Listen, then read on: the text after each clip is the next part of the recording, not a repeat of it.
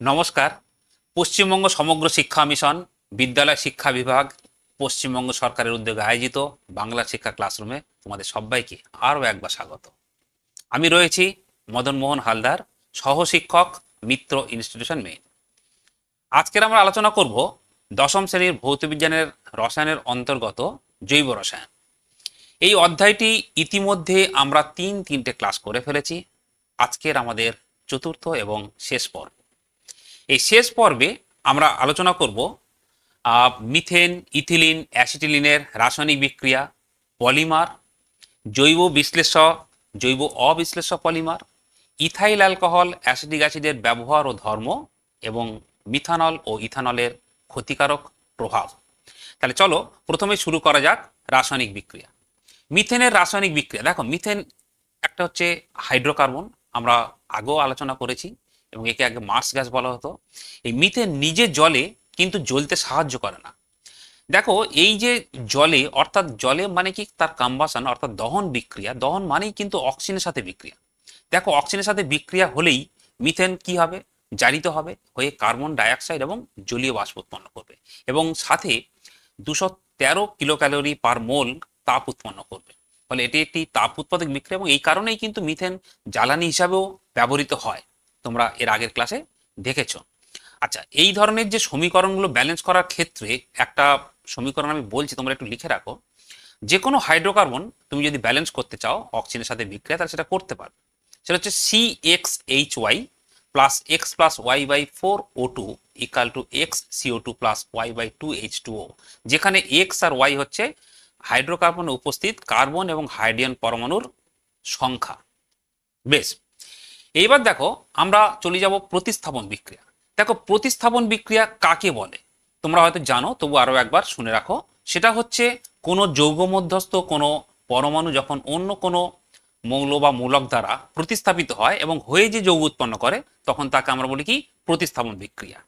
যেমন তোমরা অজৈব রসায়নের ক্ষেত্রে তোমরা পড়েছো, সেখানে কপার সালফেটের সাথে আয়রনের বিক্রিয়া দেখেছো, বা হচ্ছে তোমার জিঙ্কের সাথে সালফিউরিক অ্যাসিডের বিক্রিয়া দেখেছো, ZnSO প্লাস H2। ঠিক একইভাবে জৈব যৌগ যেখানে সম্পৃক্ত হাইড্রোকার্বন থাকে তারা সাধারণত কি হয়, প্রতিস্থাপন বিক্রিয়ায় অংশগ্রহণ করে। তো মিথেন যেহেতু সম্পৃক্ত হাইড্রোকার্বন, ফলে মিথেনের প্রতিস্থাপন বিক্রিয়া হবে। কি হবে না, ধরো সূর্যালোকে, বিক্ষিপ্ত সূর্যালোকে বা ইউভি রশ্মির প্রভাবে, আল্ট্রাভায়োলেট রের প্রভাবে ক্লোরিন দ্বারা মিথেনের প্রতিস্থাপন ঘটে। এখন এই যেহেতু মিথেনের 4টি হাইড্রোজেন আছে, ফলে ক্লোরিন দ্বারা ধাপে ধাপে প্রতিস্থাপিত হয়ে সর্বশেষ যৌগ হিসাবে কি হয়, কার্বন টেট্রাক্লোরাইড উৎপন্ন হবে। মানে যদি 4টি হাইড্রোজেন যদি ক্লোরিন পরমাণু দ্বারা প্রতিস্থাপিত হয়, তাহলে কার্বন টেট্রাক্লোরাইড উৎপন্ন হবে। কিন্তু ফাইনাল প্রোডাক্ট কি আমি কার্বন টেট্রাক্লোরাইড পাবো? উত্তর হচ্ছে না। আমরা কি পাবো, প্রতিটি ধাপের মিশ্রণ, যে যে যৌগ উৎপন্ন হবে মিশ্রণ পাবো। দেখো এই যে মিথেন আমার হাতে রয়েছে, এটা হচ্ছে মিথেনের গঠন। দেখো এখানে এই যে কার্বন এবং 4টি হাইড্রোজেন আছে। এখন এই যে তোমার হাইড্রোজেন যদি একটা হাইড্রোজেন ধরো কি হলো, আমি একটা পরমাণু দ্বারা প্রতিস্থাপিত করলাম, মনে করো একটা ক্লোরিন ছিল, তাহলে কি হলো CH3Cl, তাহলে হলো কি মিথাইল ক্লোরাইড CH3Cl। দেখো যদি আমি এই দুটো হাইড্রোজেন প্রতিস্থাপিত করতাম, মনে করো দুটো হাইড্রোজেন প্রতিস্থাপিত করলাম, এই যে দুটো দিলাম ক্লোরিন, দেখো তাহলে কি হবে, তাহলে কি হলো CH2Cl2। দেখো দুটো এখানে কি ছিল, 4টে হাইড্রোজেন ছিল, সেই হাইড্রোজেনগুলো কি হলো, একটা দ্বারা প্রতিস্থাপিত হলো, তাহলে কি হলো মেথিলিন ক্লোরাইড। একইভাবে যদি আরো একটি হাইড্রোজেন প্রতিস্থাপিত হয় অন্য কোনো মূলক দ্বারা বা ক্লোরিন দ্বারা, তাহলে দেখো মনে করো এটা ক্লোরিন, 3টেই ক্লোরিন, তাহলে কি হলো CHCl3 ক্লোরোফর্ম। একইভাবে মনে করো এটিও যদি প্রতিস্থাপিত হয়, মনে করো এটাও প্রতিস্থাপিত হলো, তাহলে কি হলো CCl4। মনে করো এখানে ধরে নাও এইখানে নীল আর লাল সবই হচ্ছে ক্লোরিন, তাহলে কি হলো CCl4। তাহলে যে যে যৌগগুলো আগে উৎপন্ন হয়েছিল, মানে মিথাইল ক্লোরাইড প্রথমে ছিল, দেন মিথিলিন ক্লোরাইড, দেন ক্লোরোফর্ম, দেন কার্বন টেট্রাক্লোরাইড, ফলে 4টি কিন্তু তুমি কি পাবে, এই যে বিক্রিয়া মাধ্যমে 4টেই তুমি পাবে। এখন বিষয়টা হচ্ছে এই যে আমরা এখানে বিক্ষিপ্ত সূর্যালোক কথাটা কেন বললাম। দেখো তোমরা পরবর্তীকালে জানবে যখন কোনো রাসায়নিক বিক্রিয়া সম্পন্ন হয় তখন তার জন্য একটা ন্যূনতম শক্তি লাগে, যেটাকে বলা হয় সক্রিয়করণ শক্তি। যদি তীব্র সূর্যালোকের উপস্থিতিতে বিক্রিয়া হয় তাহলে কিন্তু বিস্ফোরণ ঘটতে পারে, মানে তার সক্রিয়করণ শক্তির মানের থেকে অনেক বেশি হতে পারে। আবার যদি অন্ধকারে আমরা সংঘটিত করাই, তাহলে দেখা যায় যে সক্রিয়করণ শক্তি এমন মান থাকে যে সেই মানে পৌঁছতে না পারার কারণে সেখানে কোনো বিক্রিয়াই সম্পন্ন হয় না। ওই জন্যই মিথেন এবং ক্লোরিনের যে প্রতিস্থাপন বিক্রিয়াটি সেটা বিক্ষিপ্ত সূর্যালোক বা ইউভি রশ্মির প্রভাবেই সংঘটিত হয়। বেশ, এবার আমরা চলে যাই ইথিলিনের রাসায়নিক বিক্রিয়া। দেখো, ইথিলিন একটি অসম্পৃক্ত হাইড্রোকার্বন, তোমরা জানো। আর আমি একটু আগে বললাম কি, যে অসম্পৃক্ত হাইড্রোকার্বন তারা কি হবে, দ্রুত বিক্রিয়া করবে। যেমন ভাবে সম্পৃক্ত হাইড্রোকার্বন কি করছে, প্রতিস্থাপন বিক্রিয়া করছে, ঠিক অসম্পৃক্ত হাইড্রোকার্বন দ্রুত বিক্রিয়া করবে। দ্রুত বিক্রিয়া কাকে বলছে না, যেখানে বিক্রিয়ক দুটো তাদের যে সমস্ত উপাদান কি হবে একসাথে যুক্ত হয়ে যাবে, কিন্তু কোনো অংশ সেখান থেকে তোমার বিযুক্ত হবে না, পুরোটাই যোগ হয়ে যাবে। অ্যাডিশন রিয়াকশন, ইংলিশে বলে অ্যাডিশন রিয়াকশন, দ্যাট ইজ দ্রুত বিক্রিয়া। যেমন এখানে দেখো হাইড্রোজেনেশন, এই হাইড্রোজেনেশন টার্মটাকে ভালো করে বোঝো। হাইড্রোজেনেশন মিনস হচ্ছে অ্যাডিশন অফ হাইড্রোজেন। ঠিক একইভাবে যেখানে তোমরা এই যে জেনেশন মানে ধরো হাইড্রেশন, তার মানে অ্যাডিশন অফ ওয়াটার। যদি বলি ব্রোমিনেশন, তার মানে অ্যাডিশন অফ ব্রোমিন। তোমার hydro halogenation, that means addition of hydrogen এবং হ্যালোজেন, অর্থাৎ হাইড্রো হ্যালাইড, এইচএক্স। তাহলে এই নামগুলো একটু ভালো করে বুঝবে। দেখো, এই হাইড্রোজেন যে যুক্ত হওয়ার বিক্রিয়া তার নাম আছে, নেম রিয়াকশন, দ্যাট ইজ হচ্ছে স্যাবাটিয়ার সেন্ডান্স বিজারণ। এখানে কি হয়, আমরা সাধারণ যদি তাপমাত্রায় বিক্রিয়া করি তাহলে কি হবে, এই অসম্পৃক্ত যে হাইড্রোকার্বন তার মানে ইথিলিন, এটা প্ল্যাটিনাম, প্যালাডিয়াম বা র্যানি নিকেল, যেটা কিন্তু খুব সক্রিয়, এই র্যানি নিকেলের উপস্থিতিতে আমরা বিক্রিয়া করতে পারি। আর যদি সাধারণ নিকেল ব্যবহার করি তাহলে কিন্তু সেখানে আমাদের আরো কিছু তাপমাত্রা দিতে হবে। সেই তাপমাত্রা কত, প্রায় 200 ডিগ্রি সেন্টিগ্রেড তাপমাত্রা। এই 200 ডিগ্রি সেন্টিগ্রেড তাপমাত্রায় যদি আমরা সাধারণ নিকেলের উপস্থিতিতেও বিক্রিয়া করাই তাহলে কি হবে, ইথিলিন থেকে সম্পৃক্ত হাইড্রোকার্বন ইথেন উৎপন্ন করবে। তোমরা মডেলটা দেখে নাও। দেখো, এই যে আমার হাতে আছে ইথিলিন, দেখো কার্বন কার্বন দ্বিবন্ধন আছে, আর কি আছে, 4টে হাইড্রোজেন, ইথিলিন। এখন তাহলে এই যে এখানে ডাবল বন্ড আছে, তার মানে কি এখানে যে স্ট্রেনটা আছে সে রিলিফ পেতে চাইবে, অর্থাৎ এখান থেকে সম্পৃক্ত হাইড্রোকার্বন হওয়ার প্রবণতাটা থাকবে। সেক্ষেত্রে কি হয়, মনে করো এই যে বন্ড যখন ব্রেক করে যাবে, এই বন্ড কি হবে, ব্রেক করে যাবে। ব্রেক করে গিয়ে এখানে তোমার সিঙ্গেল বন্ড যোগ হবে। তার মানে এই দুটো কার্বনের মাঝখানে এখন তোমার তৈরি হবে কি, একটা সিঙ্গেল বন্ড। দেখেন, এই যে আমি সিঙ্গেল বন্ড করে দিলাম, তা যেই সিঙ্গেল বন্ড করলাম তাহলে এই দুটো হ্যান্ড কি হলো, এখনো ওপেন হয়ে গেল। তাহলে এই দুটো হ্যান্ডে কি হবে, তোমার আরো দুটি বন্ড ফর্ম করবে। এবং দেখো এই যেটা দেওয়া আছে, দেখো এখানে দুটো প্রতিস্থাপক যোগ করা আছে। যদি তুমি Br2 দিতে তাহলে দুটো Br হতো, যদি Cl2 দিতে তাহলে দুটো Cl যোগ হতো। তুমি যদি দুটো হাইড্রোজেনই দাও তাহলে এখান থেকে তুমি হাইড্রোজেন দিয়ে দাও, তাহলে কি হবে, তোমার ইথেন তৈরি হবে। যে যৌগটা এখনই ইতিমধ্যেই ওখানে তোমরা বোর্ডে এই স্লাইডে দেখলে ইথেন, দেখো এটা হবে সেই ইথেন। দেখে নাও, দেখতে পেয়েছো, দেখো CH3 3টে হাইড্রোজেন, এদিকে 3টে হাইড্রোজেন। তার মানে অসম্পৃক্ত হাইড্রোকার্বনের সেখানে এই যে কার্বন কার্বন দ্বিবন্ধন বা আমরা এরপরে দেখব ত্রিবন্ধন থাকার কারণে সেখানে অ্যাডিশন রিয়াকশন সম্ভব। এইভাবে তারা দ্রুত যৌগ তৈরি করতে পারে। বেশ, এবার দেখো ব্রোমিনের সাথে বিক্রিয়া। দেখো ইথিলিন যখন ব্রোমিনের সাথে বিক্রিয়া করে, ব্রোমিনের কি থাকে, লাল বর্ণ থাকে। এই লাল বর্ণে ব্রোমিন যখন যোগ হয় তখন সেটা কি হয়, তার কালারলেস হয়ে যায়। কারণ কি হয়, ইথিলিন ডাইব্রোমাইড তৈরি করে, CH2Br CH2Br। এই যে CH2Br যৌগ তৈরি হয় তার কিন্তু কোনো তোমার রং থাকে না। যে কারণে কি হয়, যদি আমরা ইথিলিনের মধ্যে এরকম আমরা লাল বর্ণে ব্রোমিন যোগ করি তাহলে সেটা বর্ণহীন হয়ে যায়। এবং এই বিক্রিয়ার দ্বারা কিন্তু আমরা ইথিলিন বা অন্য কোনো অসম্পৃক্ত যৌগ কিন্তু আমরা কি করতে পারি, শনাক্ত করতে পারি। ফলে এই বিক্রিয়াটা কিন্তু শনাক্তকরণের কাজেও ব্যবহৃত হতে পারে।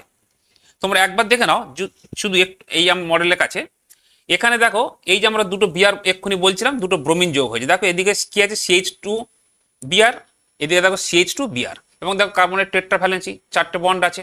ঠিক আছে, এই হচ্ছে তোমার ছিল ইথিলিন, হয়ে গেল ইথিলিন আমার ডাইব্রোমাইড। ফলে এটার কি হচ্ছে, বর্ণহীন বা কালারলেস।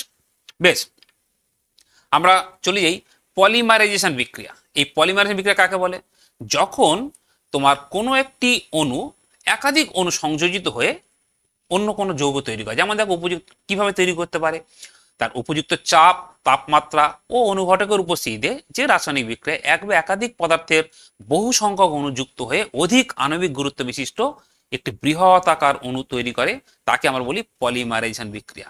আর এই যে অণুটা যুক্ত হয় তাকে আমরা বলি মনোমার, মনো মানে সিঙ্গেল, আর যেটা তৈরি হয় তাকে বলি পলিমার, পলি মানে বহু। অর্থাৎ এই যে এই কথাটা এসছে পলিমার, কথাটা এসছে মেরাস অর্থাৎ খণ্ড, বহু খণ্ড, তার সেখান থেকে এসছে পলিমার। কথাটা।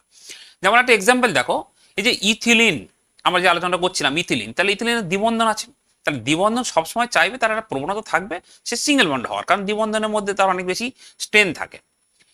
দেখো 1,500 থেকে প্রায় 2,000 ATM চাপে অক্সিজেন বা পারক্সাইড অনুঘটক উপস্থিতিতে যদি আমরা ইথিলিনকে 150 থেকে 200 ডিগ্রি সেন্টিগ্রেড তাপমাত্রায় উত্তপ্ত করি, তাহলে অনেকগুলো ইথিলিন অণু যুক্ত হয়ে একটা কি হয়, সাদা কঠিন আকার এরকম একটা কঠিন পদার্থ উৎপন্ন করে, যাকে আমরা বলি পলিইথিলিন বা পলিথিন। পলিথিন তোমরা সবাই দেখছো, যে পলিথিন, দেখো এই যে ইথিলিন আমি আগের ক্লাসে পড়িয়েছিলাম, ইথিলিনের ইউপ্যাক নাম কি, ইথিন। তো ইথিন, ইথ যুক্ত ইন, ইথিন, তাহলে তার পলি হলে কি হবে, পলিথিন, সেটাকে সন্ধি করেছে পলিথিন। এই যে তোমরা পলিথিন ব্যবহার করো, এটা হচ্ছে ইথিলিনের পলিমার। আচ্ছা, বিশেষ করে খেয়াল রাখবে এটি একটি হোমোপলিমার। এই হোমোপলিমার কথা মানে কি, হোমো মানে সেম, অর্থাৎ যদি মনোমার যে পদার্থগুলো বা এককগুলো, মনোমারের একক যদি একই হয় তাহলে তাকে আমরা বলি হোমোপলিমার। আর যদি মনোমারগুলো ভিন্ন হয় তাহলে তাকে আমরা বলবো কি, হেটেরোপলিমার। ঠিক আছে, বেশ। এইবার আমরা চলে যাই অ্যাসিটিলিনের রাসায়নিক বিক্রিয়া। দেখো অ্যাসিটিলিন যেহেতু ত্রিবন্ধনযুক্ত একটি অসম্পৃক্ত যৌগ, তাহলে নিশ্চয়ই বুঝতে পারছো সেও কি করবে, দ্রুত বিক্রিয়া সম্পন্ন করবে। এখন অ্যাসিটিলিন যেহেতু 3টে বন্ধন থাকে, ফলে তার এই যে বন্ড যে ব্রেক করার প্রবণতা বা খোলার চান্স কবার থাকবে, দুবার থাকবে। আমরা সেটা দেখব। দেখো যদি একইভাবে সাধারণ তাপমাত্রা আমরা প্ল্যাটিনাম, প্যালাডিয়াম বা র্যানি নিকেলের উপস্থিতিতে বিক্রিয়া ঘটাতে পারি, অথবা যদি আমরা নর্মাল নিকেল অনুঘটক ব্যবহার করি, তাহলে কিন্তু আমাদের এক্ষেত্রেও 200 ডিগ্রি সেন্টিগ্রেড তাপমাত্রা প্রায় প্রয়োজন হবে। এবং সেই অ্যাসিটিলিন কি হয়, হাইড্রোজেনের সাথে বিক্রিয়া করে একেবারেই কিন্তু সম্পৃক্ত যে যৌগ, সেটা হচ্ছে ইথেন উৎপন্ন করে। এখন ব্যাপারটা হচ্ছে, আমি দেখো আমার কাছে যে মডেল তোমার দেখাচ্ছি, এটা হচ্ছে তোমার অ্যাসিটিলিনের গঠন। দেখো সিএইচ সিএইচ এবং কার্বন কার্বন ট্রিপল বন্ড আছে, ফলে বুঝতে পারছি এখানে এই বন্ডগুলো অনেকটা বেশি স্ট্রেন, অনেক বেশি তার পীড়ন আছে তার মধ্যে, ফলে এ চাইবে সবসময় এগুলো কি করতে, রিলিভ করতে। এখন যদি একটা বন্ড খুলে যায়, মানে একটা বন্ড ব্রেক করে, তাহলে কি হলো, এখানে অন্য বন্ড চলে আসবে। দেখো তাহলে কিরকম গঠন তৈরি হবে, এই গঠন তৈরি হবে। দেখো ওখানে কি ছিল, এই যে বন্ধনটা খুলে গেল, ডাবল বন্ড, ট্রিপল বন্ড ছিল, হলো তোমার ডাবল বন্ড, তাহলে এখানে আরো একটি বন্ধন গঠনের সুযোগ পেয়ে গেল। তাহলে এখানে সে হাইড্রোজেন হতে পারতো, ব্রোমিন হতে পারতো, যাই হতো, এটাকে আমরা বলছি কি, অ্যাডিশন বিক্রিয়া। আবার দেখো যদি আরো একটি বন্ড খুলে যায়, তোমার এটা আরো একটা বন্ড, তাহলে এটা কি হবে, সিঙ্গেল বন্ড হয়ে যাবে। এই সিঙ্গেল বন্ড হলে আরো একটা এখানে অ্যাডিশন হবে। দেখে নাও এক্ষেত্রে তাই হয়েছে, তাহলে কার্বন কার্বন হয়ে গেল সিঙ্গেল বন্ড, এবং দেখো এই আগে দুটো মৌল যোগ হয়েছিল, আরো দুটো তৈরি হলো। যদি এটা ব্রোমিন মনে করো, তাহলে ব্রোমিন হলে আগের যে যৌগটা সেটা ছিল কি, ইথিলিন ডাইব্রোমাইড, অর্থাৎ দুটো ব্রোমিন আছে। এখানে কিন্তু হবে কি, টেট্রাব্রোমাইড, অর্থাৎ 4টে ব্রোমিন যোগ করা আছে। ঠিক আছে, তাহলে এই হচ্ছে তোমার অ্যাসিটিলিন কিভাবে অসম্পৃক্ত থেকে সম্পৃক্ত যৌগ উৎপন্ন করে, দেখে নিলে। আর যদি এগুলো হাইড্রোজেন হতো তাহলে এটা ইথেনই হতো। এখন প্রশ্ন হচ্ছে যে অ্যাসিটিলিনের সাথে যদি আমরা হাইড্রোজেনের বিক্রিয়া ঘটাই, তাহলে সেটা কি ইথিলিন তৈরি করবে না ইথেন তৈরি করবে? প্রশ্ন হচ্ছে প্রথম ধাপে তো ইথিলিন তৈরি হবে, কিন্তু ইথিলিন একইভাবে অনুঘটকের উপস্থিতিতে বিক্রিয়া করে ও একেবারে ফাইনাল প্রোডাক্ট হিসেবে কি পাবে, তোমরা ইথেন পাবে। কিন্তু প্রশ্ন হলো যদি আমরা ইথিলিন পেতে চাই তাহলে কি করতে হবে?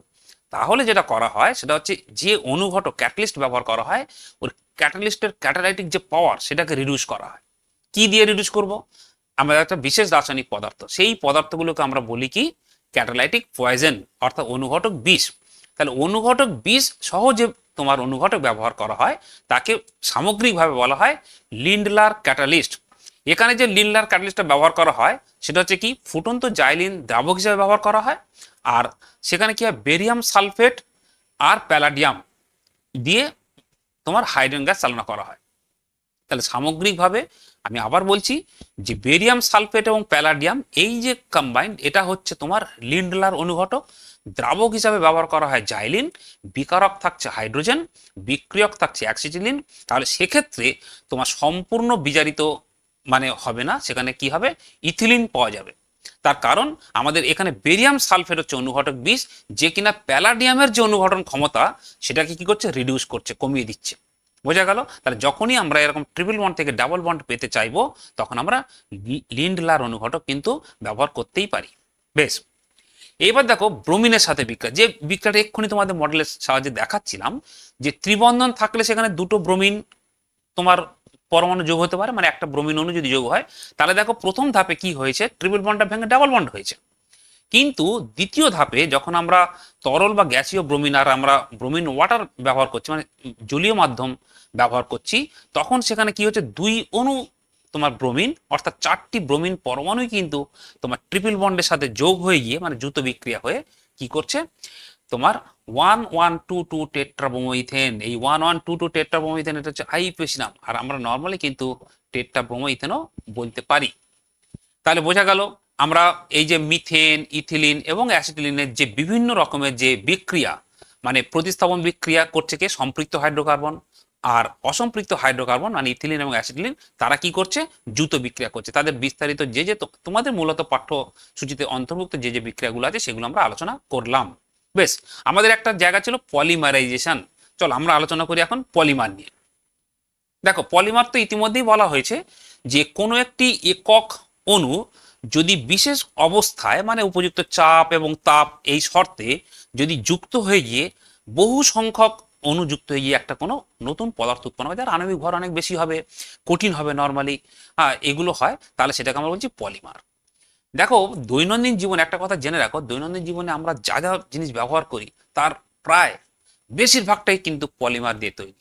এই যে আমরা চশমা ব্যবহার করি, আমরা পেন ব্যবহার করছি, আমরা যাই করছি, কিন্তু সব কিছুরই কিন্তু কোনো না কিছু পলিমার। তার পলিমারের ব্যবহারের যেমন অসুবিধা তো আছেই ঠিকই, আমরা আলোচনা করব, বাট সুবিধাও কিন্তু প্রচুর। আমরা কিন্তু পলিমার ছাড়া এই মুহূর্তে কিন্তু কিছু ভাবতে পারছি না। তার কারণ দেখো, পলিমারের যে মেন যে জিনিস সেটা হচ্ছে অন্তরক, মানে কি, এরা তাপ এবং তড়িতের কিন্তু কুপরিবাহী। ফলে প্লাস হচ্ছে জল নিরোধক, মানে ওয়াটার রেজিস্ট্যান্ট। এই যে দেখো, একটু বৃষ্টি পড়ছে, সাথে সাথে কি করছো, তুমি তোমার মোবাইলটাকে একটা প্লাস্টিক জড়িয়ে রেখে দিচ্ছ। এই যে যখনই তুমি প্লাস্টিক জড়িয়ে রেখে দিচ্ছ, তখন কিন্তু মোবাইলটা কিন্তু আর জলে ভিজছে না। আবার দেখবে কেউ কেউ একটা প্লাস্টিক পেলেই মাথায় জড়িয়ে নিল, মানে কি হলো, মাথায় পরে নিল, মানে তার কিন্তু মাথাটা ভিজলো না আর কি। তো সেটাও যেমন আছে, আবার ওই প্লাস্টিক যেহেতু ওয়াটার রেজিস্ট্যান্ট, জল নিরোধক, তাহলে ওই প্লাস্টিক যখন তোমার কোনো নালার মুখে পড়বে, অর্থাৎ যেখান থেকে জল পাস করবে সেখানে পড়বে, তাহলে সেই জলটাও আটকে দেবে। ফলে তার যে কুফল সেটাও তোমার কিন্তু মেনে নিতে হবে আর কি। যেমন সুবিধাটাও আমরা পাবো, তেমন অসুবিধাটাও কিন্তু আছে। তো যাই হোক, সেই পলিমার ব্যবহারের সুবিধা অসুবিধাগুলো আমরা আলোচনা করব। তো তোমাদের পাঠ্যসূচিতে যে অন্তর্ভুক্ত যেগুলো আছে, মূলত সেগুলো হচ্ছে সব হোমোপলিমার, মানে এদের মনোমারের যে ইউনিট একক, অর্থাৎ যেটা রিপিটিং ইউনিট, সেটা হচ্ছে সেম। যেমন দেখো, প্রথম আছে কি, পলিথিন বা পলিইথিলিন, যার বলেছিলাম কি মনোমারের নাম হচ্ছে ইথিন, আইপিএসসি পদ্ধতিতে সাধারণ নাম ইথিলিন, সংকেত তো জানোই, CH2 রিপিটিং ইউনিটে দেখো CH2 এটা ব্র্যাকেটে দেওয়া আছে, এন নাম্বার, এন কিন্তু অনেক হয়, মানে এখানে এন কিন্তু মোর দ্যান 1000ও হতে পারে, মানে হাজারের বেশি সংখ্যক অণু যুক্ত হয়ে গিয়ে পলিমার তৈরি করতে পারে।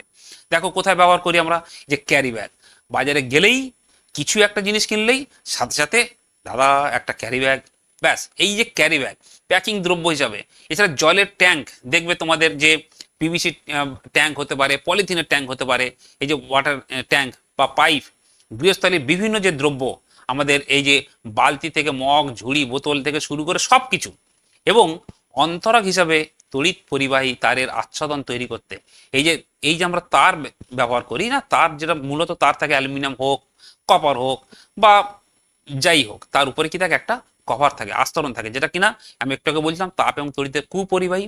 ফলে কিন্তু এখানে পলিথিন বিশেষভাবে ব্যবহৃত হয়।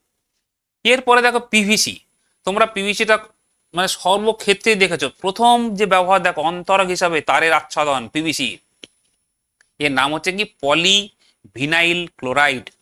দেখো মনোমারের নাম সংকেত, সেটা হচ্ছে ভিনাইল ক্লোরাইড, CH3 CHCl, এটা হচ্ছে ভিনাইল ক্লোরাইড। এই প্রসঙ্গে বলে রাখি, ভিনাইল যে কার্বন, ডাবল বন্ডের পাশের কার্বনটাকে, ডাবল বন্ডের সাথে যুক্ত যে কার্বন, তাকে বলা হয় ভিনাইল কার্বন। সেই কার্বনের হাইড্রোজেন প্রতিস্থাপিত যে দ্বারা, একটা ক্লোরিন দ্বারা, তাই আমরা তাকে বলছি কি ভিনাইল ক্লোরাইড। যদি সিএল না হয় OH দ্বারা হতো, তাহলে ভিনাইল অ্যালকোহল। এগুলো শিখে রাখো যে এইভাবে নামগুলো আসে, ঠিক আছে। বেশ, এবার দেখো তার রিপিটিং ইউনিট, CH2CH, যেখানে ডাবল বন্ড ছিল সেটা ভাঙছে, সেখান থেকে কিন্তু রিপিটিং ইউনিট তৈরি হচ্ছে। এই যে তোমরা বর্ষাকালে রেনকোট পরো, গামবুট, চপ্পল, সবই কিন্তু এখন পিভিসির তৈরি। ফলে দেখো জলে নষ্ট হওয়ার কোনো ভয় নেই। এতে পাইপ, ট্যাঙ্ক, ব্যাগ, দরজা সব কিছু দেখো, এখন যে কাঠের দরজা নষ্ট হয়ে যাওয়ার সম্ভাবনা থাকে, যদি তুমি গ্রিলের দরজা অন্য কোনো কিছু, সেখানে মরিচা পড়তে পারে। কিন্তু যখন আমি পিভিসির বা এরকম কোনো পলিমারের জিনিস ব্যবহার করছি, সেখানে কিন্তু এই সমস্যাটা থাকছে না। যেমন দেখো, আমরা এই চশমা ব্যবহার করি, আগে চশমা ব্যবহার করতাম, তখন কি হতো, মেটালের ফ্রেম থাকতো, সেখানে কিন্তু কোনো না কোনোভাবে কোরোশন হতোই। সে যদি তুমি যে ফ্রেমই নাও না কেন তার কালার ফেড হতো, প্লাস সেখানে মরিচা পড়তো বা অন্য কিছু হতো। কিন্তু পলিমারের তৈরি যে সমস্ত জিনিসগুলো আছে সেখানে এই ধরনের কোনো সমস্যা থাকার কোনো সম্ভাবনা নেই। এরপরে দেখো টেফলন, পলিটেট্রাফ্লোরোইথিলিন। তোমাদের যে বাড়িতে ব্যবহার করো, প্রায় প্রত্যেকটা বাড়িতে যে frying pan, nonstick frying pan আমরা বলি, অর্থাৎ যেখানে নাকি রান্না করলে কি হয়, তেলও কম লাগে, প্লাস খাদ্যদ্রব্য কিন্তু পুড়ে যাওয়ার সম্ভাবনা থাকে না। এই পুড়ে যাওয়ার সম্ভাবনা মানে কি, আমরা যে নর্মাল কড়াই বা হাঁড়িতে যখন রান্না করি সেখানে কি হয়, রাসায়নিক বিক্রিয়া হতো, কারণ সেগুলো ধাতুর তৈরি, তাই তো। কিন্তু যদি ওখানে টেফলন কোটিং করা থাকে তাহলে কিন্তু এই বিক্রিয়াগুলো হয় না, যে কারণেই কিন্তু এই ধরনের জিনিসগুলোতে আমরা এটা ব্যবহার করি। এছাড়া তো এই বাইকের বলো বা পাইপ ট্যাঙ্ক বা এই সিট কভারে সব কিছুতে আমরা কিন্তু টেফলন কোটিং করা থাকে।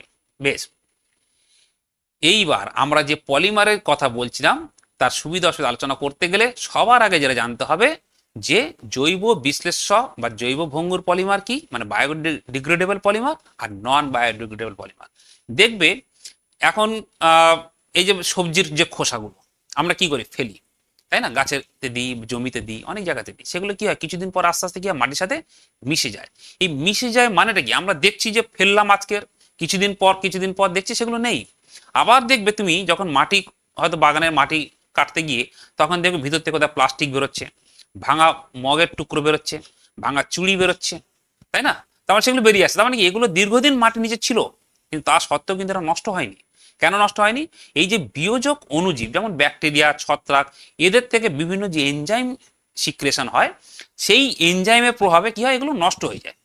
সেখানে বিভিন্নভাবে হতে পারে, মানে বিক্রিয়া করে কার্বন ডাইঅক্সাইড হতে পারে, জলীয় বাষ্প উৎপন্ন করে, সেগুলো প্রকৃতিতে মিশে যায় এবং এটা নষ্ট হয়ে যায়, এবং যার ফলে কি হয়, তুমি কিছুদিন পরে সেটা পাবে না। এই যে প্রকৃতিতে মিশে যায় এদেরকে আমরা বলছি বায়োডিগ্রেডেবল পলিমার বা জৈব ভঙ্গুর পলিমার। এই জৈব ভঙ্গুর পলিমার কিন্তু দুরকম হতে পারে, প্রাকৃতিক হতে পারে। বেশিরভাগ যে সমস্ত প্রাকৃতিক যে পলিমার যেগুলো, সেগুলো কিন্তু বেশিরভাগই বায়োডিগ্রেডেবল। যেমন দেখো carbohydrate, starch, cellulose, protein, nucleic acid, এগুলো। এই যে বাঁশ, কাঠ, খড়, কাগজ, তুলো, তুমি একটা কাগজ ফেলে রাখবে, একটা তুলো ফেলে রাখবে, একটা বাঁশের টুকরো ফেলে রাখবে, দেখবে ওটা হয়তো একটু সময় লাগতে পারে, বাট কিছুদিন পরে ওটা কিন্তু মাটিতে মিশে যাবেই। কিন্তু তুমি ওই ভাঙা মগের টুকরো যেগুলো বললাম, এগুলো কিন্তু ফেললে কিন্তু দেখবে কখনোই কিন্তু নষ্ট হবে না, ওগুলো কিন্তু অনেক দিন পরও যদি তুমি দেখো সেখানেই দেখবে পড়ে থাকবে। আবার দেখো এই যে কৃত্রিম জৈব ভঙ্গুর পলিমার, কৃত্রিম মানে কি, যেগুলো আমরা সিনথেটিক্যালি তৈরি করি, ল্যাবে তৈরি করি। এই যে পলিগ্লাইকোলিক অ্যাসিড, পলিহাইড্রক্সি বিউটারেট, বায়োপল। দেখো এই বায়োপল, তোমরা যে ক্যাপসুল খাও না, ক্যাপসুলের যে কভারটা থাকে সেটা কিন্তু বায়োপলের তৈরি।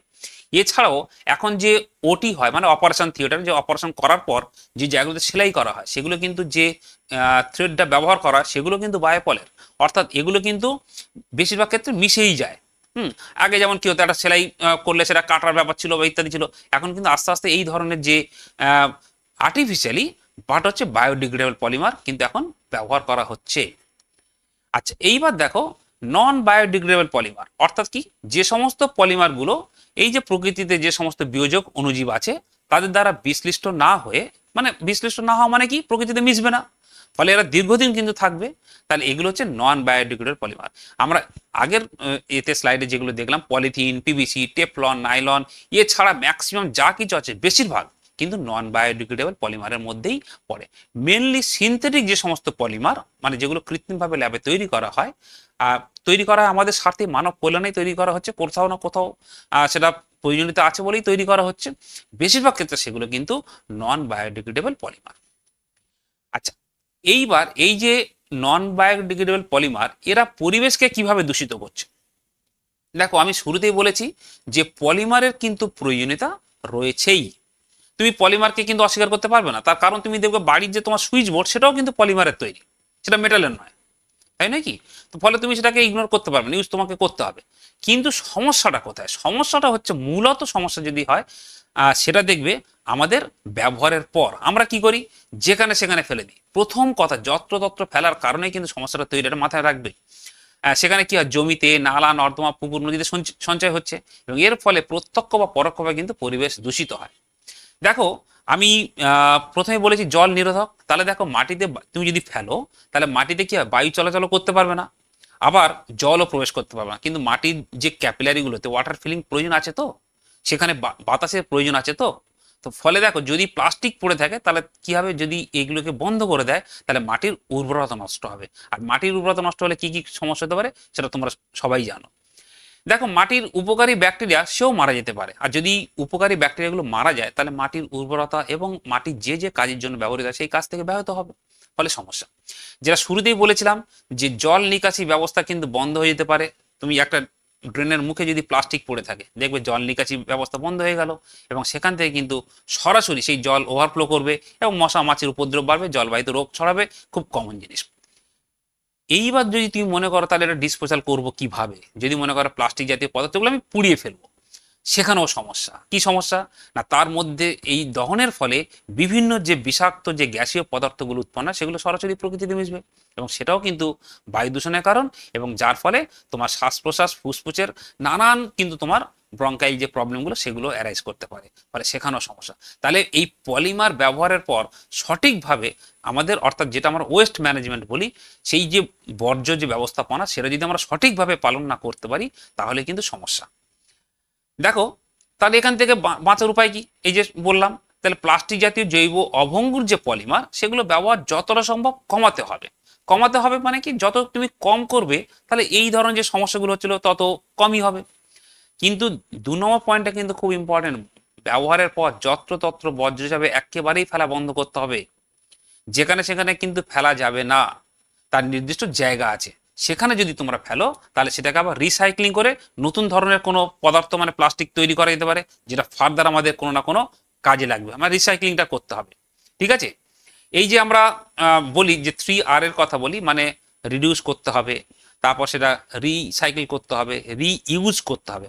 দেখো, এই যে কিছুদিন আগে এখনো চলছে যে আমাদের পাতলা যে সমস্ত 0.75 মাইক্রনের নিচের যে প্লাস্টিকগুলো বন্ধ করা হয়েছে, তাহলে আমাদের বেশি যে মাইক্রনের প্লাস্টিকগুলো সেগুলো কি ব্যবহার করলে সমস্যা কম হবে? উত্তর হচ্ছে না। তারও তো একই প্রপার্টি আছে, সেও নালার মুখে পড়লে কিন্তু জল আটকে যাবে। কিন্তু মোটা প্লাস্টিক ব্যবহারের সুবিধাটা কি, আমরা সেটাকে রিইউজ করি। দেখবে একটা জামা কাপড়ের যে ব্যাগ, মোটা ব্যাগ তোমরা ব্যবহার করো, সেটা কি একবার ব্যবহার পর কিন্তু তোমরা ফেলে দাও না, সেটা আবার সেকেন্ড টাইম ইউজ করো। কিন্তু বাজার থেকে যে পাতলা প্লাস্টিক নিয়ে আসছো সেটা যখনই তার কাজ শেষ তখনই ফেলে দিচ্ছ, ফলে যত বেশি সংখ্যায় এগুলো করবে তত সমস্যা হবে। এই যে তোমরা দেখেছো যে পেপারে বা টিভিতে অনেক সময় দেখছো যে কোথাও একটা তিমি মাছ মারা গেছে, দেখছো পাড়ে এসছে একটা তিমি মাছ মারা গেছে। এখন দেখা যাচ্ছে তার মৃত্যুর কারণ খোঁজ নিতে দেখা গেল, যখন তাকে কাটা হলো দেখছে পেটের মধ্যে দিয়ে প্রচুর পরিমাণে প্লাস্টিক। এই প্লাস্টিকগুলো কোথা থেকে এসছে? প্লাস্টিক তো জলে থাকার কথা নয়। তাহলে তোমার আমার মতন কেউ আমরা ফেলেছি, এবং সেটা কি হয়েছে, তারা খেয়ে ফেলেছে।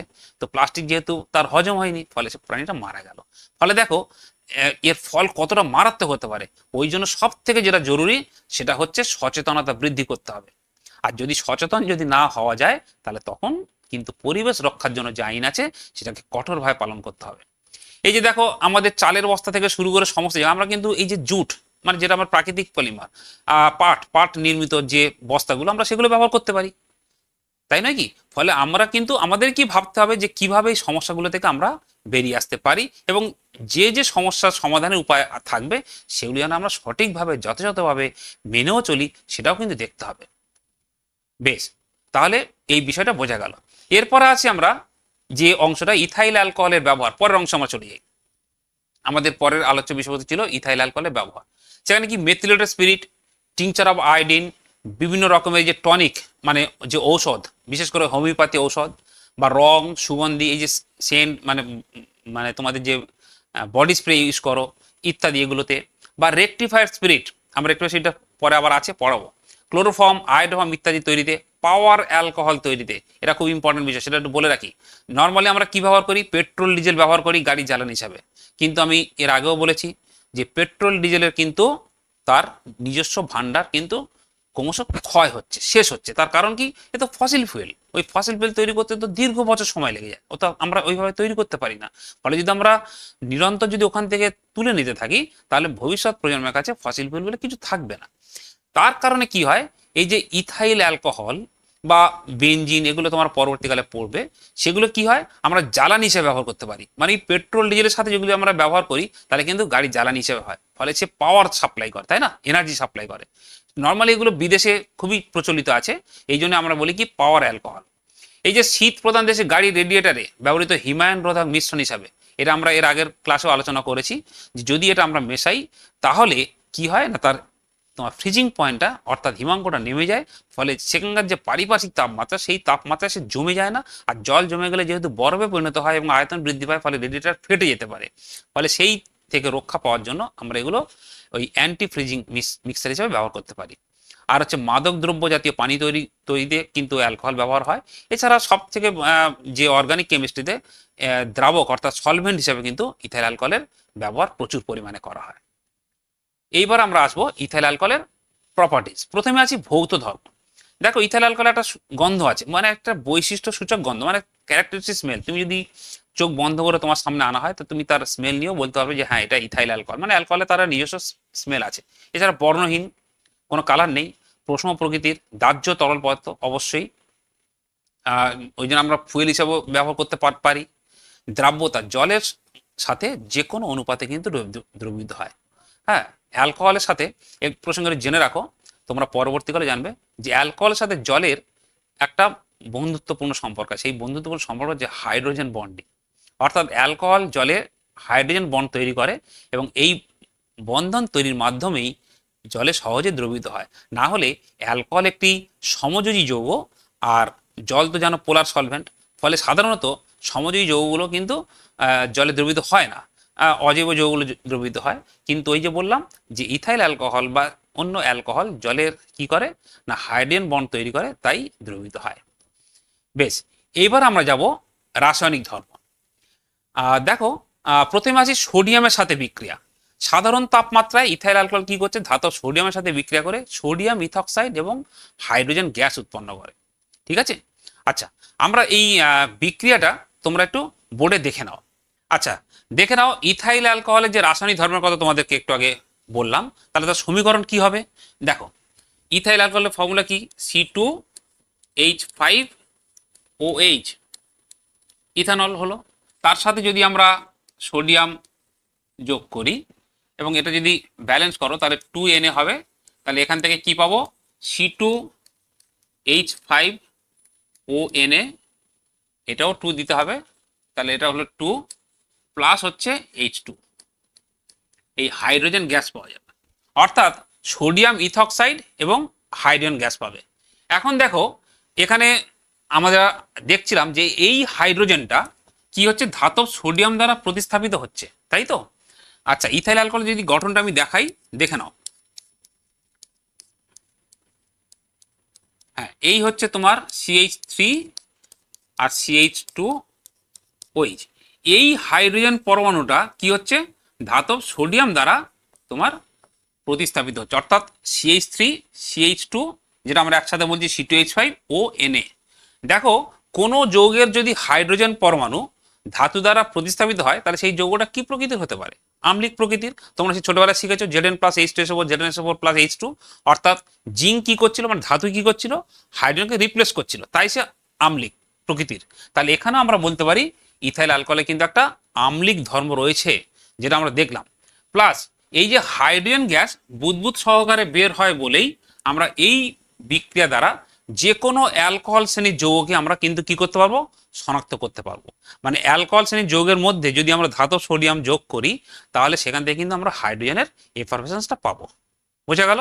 বেশ, চলো এবার দেখো ইথাইল অ্যালকোহলের নিরুদন মানে কি, ডিহাইড্রেশন, অর্থাৎ জল বেরিয়ে যাবে। এখন এই জল কি কি উপায় বেরিয়ে যেতে পারে, দেখো যদি আমরা গাঢ় সালফিউরিক অ্যাসিড ব্যবহার করি তাহলে সেক্ষেত্রে তোমার তাপমাত্রার যে প্রয়োজন হবে সেটা হচ্ছে 170 ডিগ্রি সেলসিয়াস টেম্পারেচার। আর যদি আমরা অ্যালুমিনা মানে Al2O3 ব্যবহার করি তাহলে কি হবে, সেখানে তাপমাত্রা প্রয়োজন হবে প্রায় 350, এবং সেক্ষেত্রে কি উৎপন্ন হবে, ইথিলিন উৎপন্ন হবে। আর যদি আমরা সালফিউরিক অ্যাসিড ব্যবহার করে টেম্পারেচার করে দিই 140, তাহলে কিন্তু তুমি সেখানে ডাইইথাইল ইথার পাবে। এবং দেখো দুটো ক্ষেত্রে দুই রকমের রয়েছে, একটা হচ্ছে অন্ত আণবিক নিরোধন, একটা হচ্ছে আন্ত আণবিক নিরোধন। এই বিষয়টা কি একটু দেখে নাও। দেখো আমি এর গঠনটা আমি আরো একবার তোমাদের লিখছি।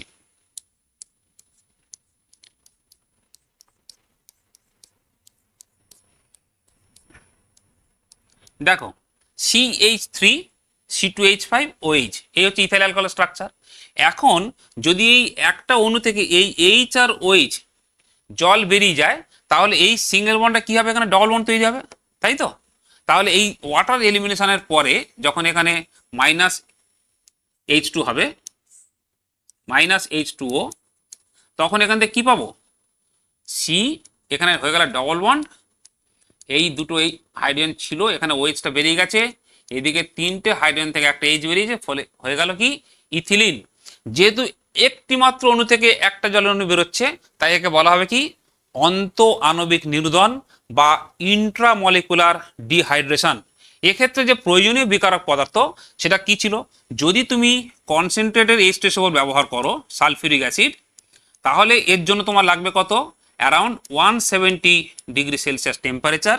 আর যদি তুমি অ্যালুমিনা ব্যবহার করো L2O3, তাহলে এর জন্য প্রয়োজনীয় টেম্পারেচার হচ্ছে প্রায় 350 ডিগ্রি সেলসিয়াস টেম্পারেচার। বোঝা গেল তাহলে যে আমরা এইভাবে এটা হচ্ছে ডিহাইড্রেশন হতে পারে।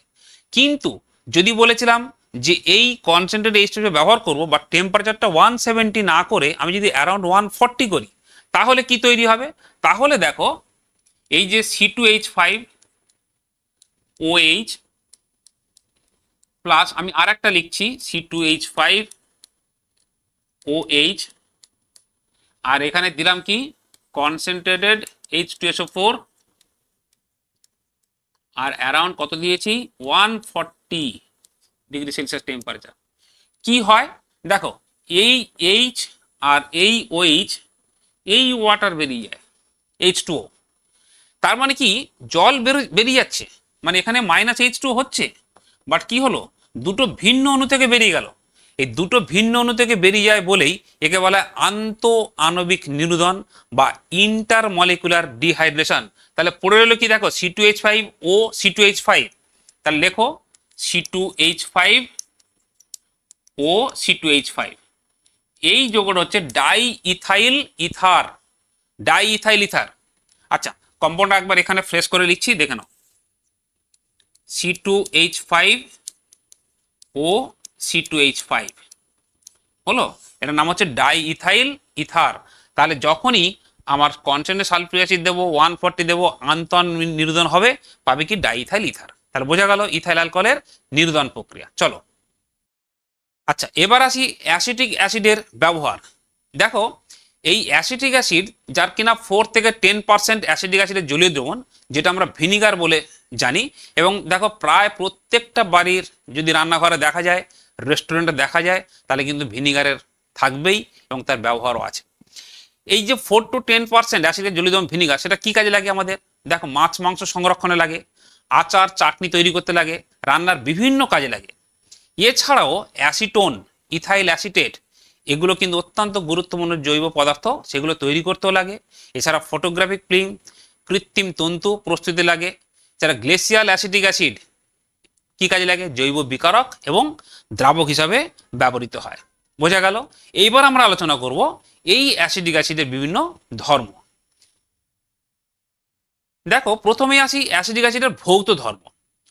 প্রকৃতি কিরকম না, একটা ঝাঁঝালো প্রকৃতির, তুমি গন্ধ পাবে, বর্ণহীন, কোনো রং নেই, অবশ্যই আম্লিক প্রকৃতির, যেহেতু নামের মধ্যেও রয়েছে অ্যাসিড, এবং তাও তোমরা যদি নীল লিটমাস দিয়ে টেস্ট করো তাহলে দেখবে সেটা লাল হয়ে গেছে। দ্রাব্যতা জলে যে কোনো অনুপাতেই দ্রবীভূত হয়। এইবার আলোচনা করব আমরা এই অ্যাসিটিক অ্যাসিডের রাসায়নিক ধর্ম। প্রথমেই আসছি এর সোডিয়াম হাইড্রক্সাইডের সাথে বিক্রিয়া। দেখো সোডিয়াম হাইড্রক্সাইডের সাথে বিক্রিয়া, দেখো সোডিয়াম হাইড্রক্সাইড একটা ক্ষারীয় পদার্থ, তাই না? তাহলে অ্যাসিডের সঙ্গে বিক্রিয়া কি উৎপন্ন করবে, যে কোনো অ্যাসিড যে কোনো ক্ষারে বিক্রিয়া কি হবে, লবণ জল। তাহলে দেখো বিক্রিয়া কি হবে, বোর্ডে দেখে নাও। হ্যাঁ, তাহলে অ্যাসিডিক অ্যাসিড CH3COOH প্লাস কি হলো NaOH, সোডিয়াম হাইড্রক্সাইড। তাহলে অ্যাসিড এবং ক্ষার তার বিক্রিয়া কি হবে, লবণ। কি লবণ তৈরি হবে, CH3COONA, সোডিয়াম অ্যাসিটেট লবণ, আর হচ্ছে জল হলো। তাহলে দেখো সোডিয়াম অ্যাসিটেট লবণ হলো এবং জল। চলো পরের বিক্রিয়া দেখা যাক। এবার আসছি সোডিয়াম বাইকার্বনেটের সাথে বিক্রিয়া। দেখো অ্যাসিডের সাথে যদি কার্বনেট বা বাইকার্বনেট এই জাতীয় লবণের বিক্রিয়া হয়, তাহলে কি হবে তোমরা জানো যে সেখানে লবণ তৈরি হবে এবং জল তো হবেই, আর সাথে বুদবুদ সহকারে কিন্তু কার্বন ডাইঅক্সাইড গ্যাস নির্গত হবে, তাই তো? আচ্ছা, এবার সমীকরণটা তোমরা আবার বোর্ডে দেখে নাও। দেখো, acetic acid plus sodium bicarbonate NaHCO3 কি বিক্রিয়া হবে? বলেছি লবণ তৈরি হবে, তাহলে কি হবে? CH3COO সোডিয়াম অ্যাসিটেট লবণ, আর কি হবে? জল, আর কি হবে? CO2 গ্যাস নির্গত হবে। এই CO2 বাবেলস বেরিয়ে যাবে। তাহলে আমরা এই অ্যাসিডের সাথে আমি যদি এখানে বাইকার্বনেট ছাড়া কার্বনেট লবণ দিতাম, তাহলে কিন্তু এই বিক্রিয়াটি হতো, অর্থাৎ CO2 গ্যাস বেরোবে। বোঝা গেল? বেশ, এবার আসি এস্টারিফিকেশন বিক্রিয়া। দেখো, অ্যালকোহল এবং অ্যাসিড এদের বিক্রিয়ায় সবসময় কি উৎপন্ন হবে? এস্টার এবং জল। যেভাবে অ্যাসিড এবং ক্ষারের বিক্রিয়ায় লবণ এবং জল উৎপন্ন হয়, ঠিক একইভাবে তোমার কি তৈরি হবে? যদি আমরা অ্যাসিড এবং অ্যালকোহলে বিক্রিয়া করাই, তাহলে তোমার এস্টার এবং জল উৎপন্ন হবে। এই বিক্রিয়াকে বলা হয় এস্টারিফিকেশন। দেখো সমীকরণটা বোর্ডে দেখো। হ্যাঁ, তাহলে CH3COOH অ্যাসিডিক অ্যাসিড প্লাস তোমার কি দিলাম? ইথাইল অ্যালকোহল C2H5OH, এখান থেকে তৈরি হবে CH3COOC2H5 ethyl acetate plus water. এটা হচ্ছে এস্টার। আমি এই যে একটু আগে বলছিলাম, এখানে দেখো অ্যাসিড এবং ক্ষারের বিক্রিয়া লবণ এবং জল, ঠিক একইভাবে অ্যাসিড এবং অ্যালকোহলে যদি বিক্রিয়া হয়, তাহলে এস্টার এবং জল, এই বিক্রিয়াকে বলা হয় এস্টারিফিকেশন। যেহেতু এস্টার উৎপন্ন হয়, তোমরা এই প্রসঙ্গে জেনেও রাখো, এই বিক্রিয়াগুলো সাধারণত উহুমুখী হয়, এবং যদি এই এস্টার আবার এই জলের সাথে বিক্রিয়া করে, তাহলে কিন্তু পুনরায় এই অ্যাসিড এবং অ্যালকোহল ফিরে পেতে পারে। ঠিক যেভাবে এই লবণ যদি জলের সাথে বিক্রিয়া করে পুনরায় এই অ্যাসিড এবং ক্ষার ফিরে পাওয়া যায়, তাকে বলা হয় লবণের আর্দ্র বিশ্লেষণ। ঠিক একইভাবে এস্টারের হাইড্রোলিসিস হলেই কিন্তু আবার এটা পাওয়া যাবে অ্যাসিড এবং অ্যালকোহল। বোঝা গেল? বেশ, এই প্রসঙ্গে একটুখানি তোমার বলে রাখি, এখানে কিন্তু সামান্য সালফিউরিক অ্যাসিড ব্যবহার করা হয়। এই সালফিউরিক অ্যাসিড এখানে কিন্তু ক্যাটালিস্টের রোল প্লে করে, অর্থাৎ অনুঘটকের ভূমিকা পালন করে। ঠিক যেভাবে আমরা এর আগে দেখছিলাম অ্যালকোহলের সাথে সালফিউরিক অ্যাসিড যখন দেওয়া হচ্ছিল, তখন নিরোধকের ভূমিকা অর্থাৎ ডিহাইড্রেটিং এজেন্ট হিসেবে কাজ করছিল। এখানে কিন্তু তোমার সালফিউরিক অ্যাসিড দিলে সে কি করবে? ক্যাটালিস্টের ভূমিকা পালন করবে। বোঝা গেল? বেশ, আচ্ছা, আমরা এবার আলোচনা করব মিথানল বা মিথাইল অ্যালকোহল আর ইথানল বা ইথাইল অ্যালকোহল, তার ক্ষতিকারক প্রভাব, হার্মফুল যে এফেক্ট। দেখো, মিথানলের ক্ষতিকারক প্রভাব কিন্তু অনেক বেশি মারাত্মক, কারণ মিথানল একটা তীব্র বিষাক্ত তরল পদার্থ। মনে রাখবে, পানীয় হিসাবে কিন্তু কখনোই মিথানলকে ব্যবহার করা যাবে না। আমরা এরপরেই বলবো ডিনেচার অ্যালকোহল, তখন এটা আরও তোমার বিস্তারিত জানতে পারবে। এরা যদি পান করা হয়, তাহলে কিন্তু মানুষ অন্ধ, এমনকি বদ্ধ উন্মাদও হয়ে যেতে পারে, এমনকি মৃত্যু পর্যন্ত ঘটতে পারে। এছাড়া কি হয়, এই যে মিথানল জারিত হয়ে ফর্মালডিহাইড উৎপন্ন করে, যেটা কিনা কি হয়, লিভারে জারিত হওয়ার ফলে উৎপন্ন হয়, এবং আমাদের যে বিভিন্ন তোমার শরীরের যে উপাদান আছে তার সাথে অত্যন্ত দ্রুত বিক্রিয়া করে, এবং প্রোটোপ্লাজম জমিয়ে দিতে পারে। ঠিক যেমন তোমাদের ডিম সিদ্ধ হলে জমে যায় না, ওই রকমই হয়ে যেতে পারে। ফলে কিন্তু এই কারণেই মিথানল তোমার সেবন করলে বা কোনোভাবে কনজিউম হয়ে গেলে কিন্তু মানুষের মৃত্যু পর্যন্ত হতে পারে। আচ্ছা, এবার আসি ইথানলের যে ক্ষতিকর প্রভাব, তার শারীরবৃত্তীয় প্রভাব। সাধারণত কি হয়, যে ইথানল তো পানি হিসেবে ব্যবহার হয়, ফলে পানীয়ের সাথে যদি শরীরে প্রবেশ করে, তাহলে কেন্দ্রীয় স্নায়ুতন্ত্র, সেন্ট্রাল নার্ভাস সিস্টেমের উপর কিন্তু আর ক্রিয়া করে, ফলে মানুষকে আচ্ছন্ন করে দেয়, এবং দীর্ঘদিন সেবনের ফলে তারা একটা নেশাগ্রস্ত অর্থাৎ অ্যাডিক্টেড হয়ে পড়ে। এইভাবে দীর্ঘদিন পান করলে সিরোসিস অফ লিভার, মানে লিভারের যে রোগ, সেটা কিন্তু হতে পারে। ফলে কখনোই এগুলো থেকে সবসময় বিরত থাকাটাই বাঞ্ছনীয়। এরপর আসি মেথিলেটেড স্পিরিট বা ডিনেচার্ড অ্যালকোহল। দেখো, রেকটিফায়ার স্পিরিট মূলত কি না, 95.6% যে ইথাইল অ্যালকোহলের দ্রবণ, তাকে আমরা বলি রেকটিফায়ার স্পিরিট। রেকটিফায়ার স্পিরিট তো অনেক কাজে লাগে। আমরা শুরুতে ইথাইল অ্যালকোহলের যে আলোচনা করছিলাম ব্যবহারের, তো সেখানে কি হয় কোনোভাবে, এবং এটা পানি হিসেবে ব্যবহৃত হয়, ফলে যাতে কর্মীরা এটাকে খেয়ে বা অন্য কোনোভাবে নষ্ট না হয়ে যেতে পারে, এই কারণে এটাকে পয়জনাস করে দেওয়া হয়। এর মধ্যে স্পিরিডিন, ন্যাপথা ইত্যাদি মিশিয়ে, এবং সামান্য করে মিথাইল অ্যালকোহল বটে, এগুলো মিশিয়ে কি করা হয়, তোমার এটাকে নষ্ট করে পানের অযোগ্য করা হয়। এটাকেই বলা হয় ডিনেচার্ড অ্যালকোহল। আর এগুলো কোথায় আমরা ব্যবহার করি?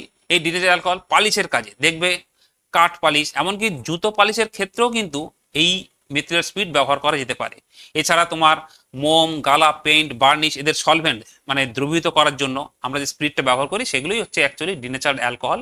এছাড়া স্টোভ তোমার বা স্পিরিট ল্যাম্পের ফুয়েল হিসাবেও কিন্তু ব্যবহার করা যায়, আর দ্রাবক হিসাবে তো ব্যবহার করাই হয়। যেমন দেখবে এই রঙের কাজে রং তোলার সময় কি হয়, এই ডিনেচার অ্যালকোহল ব্যবহার করা, হাত দিয়ে ধুলে কিন্তু সেই পেইন্ট উঠে যায়। বেশ, তাহলে আমরা এই যে সামগ্রিকভাবে আলোচনা করলাম বিভিন্ন রাসায়নিক ধর্ম, তার প্রপার্টি, এগুলো খুব ভালো করে পড়বে। এবং ক্লাস 10-এর তোমাদের জৈব রসায়নের কিন্তু এটা শেষ ছিল পাঠ, এবং এখানেই সমাপ্ত। পুরো ক্লাস যেগুলো ক্লাস আমরা নিয়েছি বিগত দিনে সেগুলো খুব ভালো করে পড়ো। কোনো সমস্যা হলে বিদ্যালয়ের শিক্ষক শিক্ষিকার সাথে যোগাযোগ করবে। ধন্যবাদ সবাইকে।